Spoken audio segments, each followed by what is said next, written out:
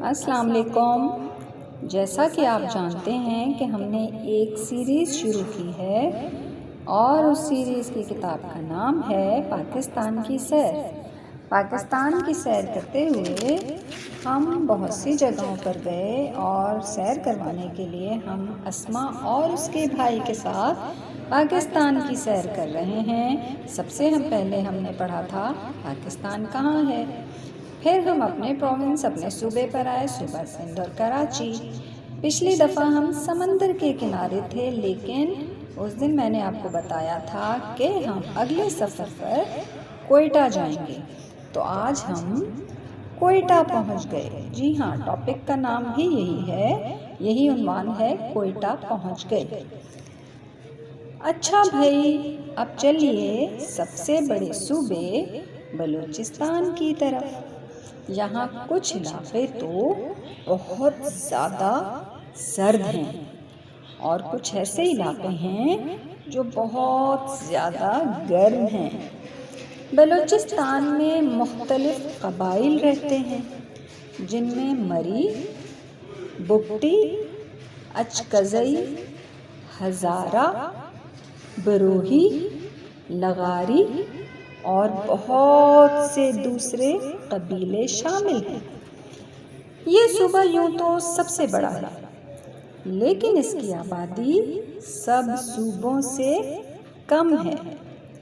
کوئٹہ یہاں کا سب سے بڑا شہر ہے۔ صبح سویرے جب چائے کی دکانیں کھلتی ہیں تو مختلف قبیلوں سے تعلق رکھنے والے اپنی اپنی ٹولیوں میں بیٹھے چائے پیتے اور ایک دوسرے کی خیریت پوچھتے نظر آتے ہیں۔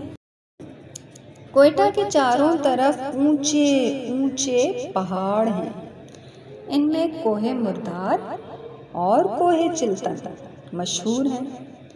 قریب ہی خوبصورت ہنہ جھیل ہے، جہاں لوگ سیر کرنے آتے ہیں۔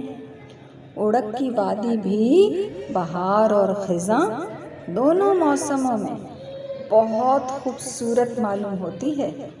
یہاں بے شمار درخت پھولوں اور پھلوں سے لدے ہوئے ہوتے ہیں۔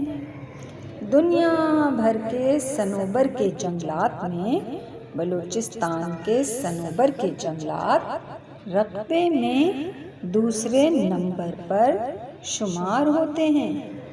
بعض بڑے بڑے درختوں کی عمر 2000 سال کے لگ بھگ مانی جاتی ہے۔ یہ تھا صفحہ نمبر 6۔ اب ہم جاتے ہیں صفحہ نمبر 7 پر۔ بلوچستان میں دوسرے چھوٹے شہر بھی ہیں، جیسے چمن، سبی، زوب، لورالائی، خزدار اور پہاڑی مقام زیارت۔ بلوچستان میں مویشی مثلاً بیل، گائے، بھیڑ، بکریاں وغیرہ پالے جاتے ہیں، جن سے اون، کھالیں، دودھ اور گوشت حاصل کیا جاتا ہے۔ دل بندن اور چھاگائی کے بہت بڑے علاقے سے سنگ مرمر، چونا اور لوہا نکالا جاتا ہے، اور سندک کے پہاڑوں سے تانبا ملتا ہے۔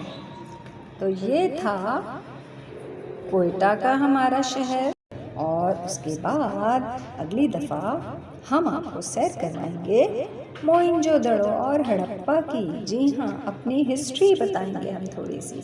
اس کے ساتھ ہی مجھے اجازت دیجیے، اگلی دفعہ ہم پھر ایک نئے شہر، نئے علاقے میں چلیں گے۔